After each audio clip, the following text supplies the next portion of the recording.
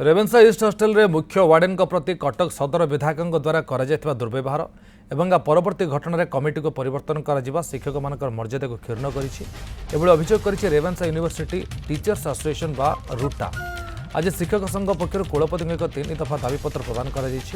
रूटा पक्ष रखा प्रमुख दाबीगुड़िक है कार्यस्थल में शिक्षक मान मर्यादा पुनर्स्थापन पर रेवेन्सा विश्वविद्यालय कर्तृपक्षों द्वारा निया विभिन्न पदक्षेप संपर्क में सार्वजनिक भाव अवगत कर ईस्ट हॉस्टल में घटी घटना संपर्क में विस्तृत भाव व्याख्या कर कुलाधिपति को पत्र लिखाऊ और कटक सदर विधायकों द्वारा बाचस्पति को दिया पत्र खंडन कर गत 13 तारिख में विज्ञप्ति संख्या 3129 को प्रत्याहार कर वर्तमान रेसिडेंस कमिटी सहित पुणी आलोचना कर हॉस्टल गुड़िकर सुचारू परिचालन निश्चित करने को दाबी रखा।